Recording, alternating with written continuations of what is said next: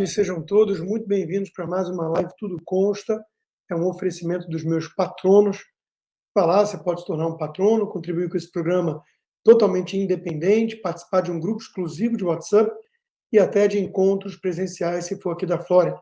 E, se possível, torne-se um apoiador, porque você assim vai estar garantindo a continuação do programa. Falar um pouquinho de imprensa. A imprensa brasileira é isso, né? Olha a manchete da Folha de São Paulo, ilustrada com a morte aí, que mobilizou todos, até o presidente Lula, né? Do artista do teatro brasileiro. Morreu quase consensualmente. Então vamos chamar a Cíntia Chagas para perguntar se não há consenso sobre a morte dele, né? Morreu quase consensualmente o maior artista do teatro brasileiro de todos os tempos, vírgula, pelo menos nos últimos 3 séculos.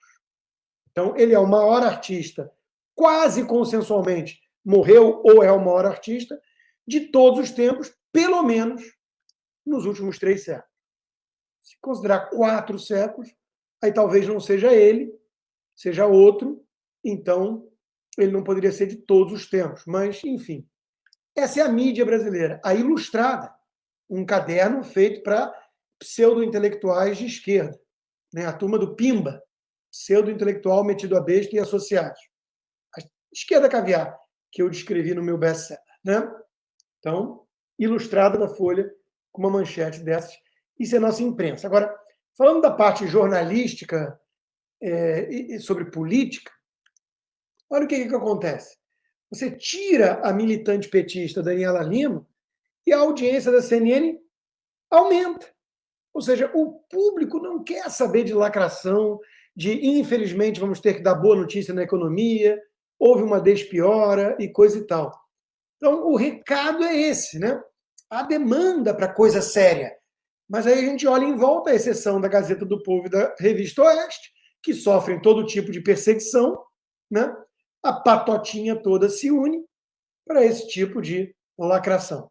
E, de novo, se você quer fazer parte da patota, você tem que aderir. É o que demonstra o jovem pupilo do Reinaldo Azevedo, né, aquele gaúcho Guilherme Macalossi, se esforçando ao máximo para um dia, quem sabe, ser convidado para um Roda Viva da Verinha. E, por falar no tio Rei, aquele que escreveu O País dos Petralhas.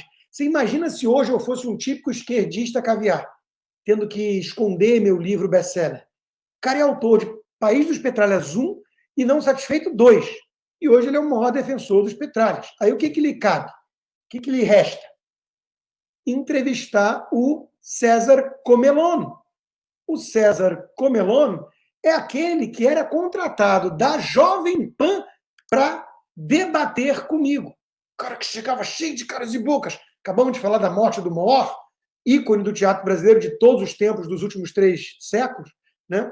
Então era aquele que fazia assim: você tem culpa no cartório, Constantino. Se tiver violência, sangue, a culpa é sua. E aí a turma ia ao delírio, porque a patota toda faz isso. Se protege, faz massagem no ego um do outro. Rê, você é o máximo, Verinha, você que é. Ai, não diga isso, é a Fabi. E por aí vai, né? E essa turma, para aderir, precisa disso, né? Então, quem é o César Comelone? Que o Reinaldo Azevedo hoje se rebaixa a ponto de fazer dobradinha.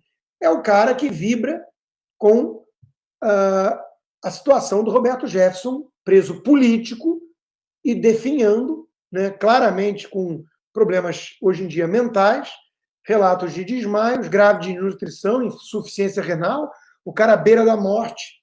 E a conclusão do César Comelone é que bolsonarismo mata. O mesmo que diz: perdeu tudo, esta cadeia, nós não vamos parar enquanto você não estiver preso pelo resto da vida, Bolsonaro. Prepare-se, porque você vai pagar com juros e correção monetária todo o mal que fez a tanta gente. Isso é só o começo. Bolsonaro na cadeia. Essa é a nossa mídia, né? Aí as pessoas falam assim: pô, você fica dando trela para um Zé Comilon, que ninguém sabe quem é. Mas esse é o ponto. Esse é o cara contratado pela Jovem Pan em nome da pluralidade para debater comigo. autor de Esquerda Caviar, mais uma dezena de livros, querendo falar sério sobre o país. E o Reinaldo Azevedo hoje é o cara que chama por debate esse sujeito. Então, isso é a mídia brasileira. Eu falo de Zé Comilon porque ele é o Reinaldo Azevedo, que é o Guga Noblat, que é a Verinha, que é a Sade e tantos outros. Eles fazem parte de um clubinho. E esse clubinho é isso. Outro que foi contratado pela Jovem Pan para debater, né, com gente capacitada e séria. O Guga Noblat, aquele que chama o Lucas Pavinato de filhinho de papai criado com leite com soja. O Lucas Pavinato é um moleque que está despontando com belos argumentos, preparado e tudo. E quem é o Guga Noblat? Ninguém sabe quem seria Guga se não fosse o Noblat. É filho da vovó Mafalda, do militante petista Ricardo Noblat. Então, veja, os caras acusam diante de um espelho. E aí ele diz, o cara está perdidinho fazendo discurso contra comunismo. Quem votou nessa comédia? Ele acha que o governo Lula é comunista. Imagina o eleitor desse cara, fora da caixinha. Puxa, o Guguinha Noblat, café com leite, filho da vovó Mafalda, só tem que explicar, além das questões lá do INSS, da mãe, que é a mãe que tem que explicar, mas ele tem que explicar por que o Lula diz eu tenho orgulho de ser chamado de comunista. Mas é pura paranoia de gente fora da caixinha, né? Isso é a mídia. Esse cara era contratado da Jovem Pan. Foi demitido junto comigo ali, né? Jovem Pan, o canal de direita do Brasil. O único canal de direita do Brasil. Zé Comilon, Guga Noblat, Amanda Klein, Fábio Piperno com suas falácias pipérnicas. Tá bom para você? Esse é o clubinho.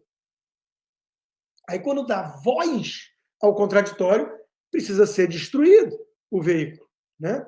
Isso é o Brasil. O Brasil tem dono e o sistema não quer saber de liberais clássicos e conservadores trazendo argumentos, fatos, análises, porque isso expõe toda a podridão intelectual e moral da nossa elitezinha, da qual o jornalismo faz parte.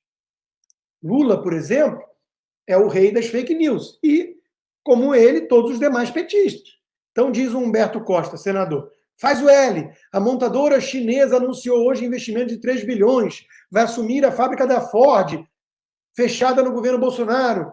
Aí vem o fact-check do Twitter, porque aos fatos Lupa e Estadão estão dormindo nesse momento, para trazer o contexto.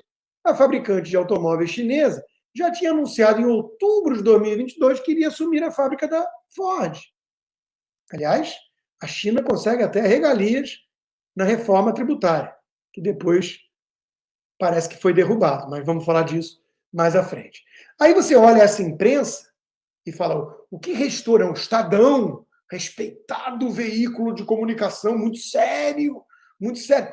Estadão. Aí o Estadão vai lá e fica pedindo censura das redes sociais. É óbvio, porque não aguenta a concorrência.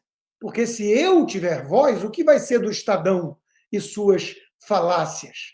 E sua demonização da direita, e sua passação de pano em relação a todo abuso de poder supremo, e depois fazendo críticas pontuais, ou então fingindo que descobriu que Lula tem um lado radical e defende ditadores agora.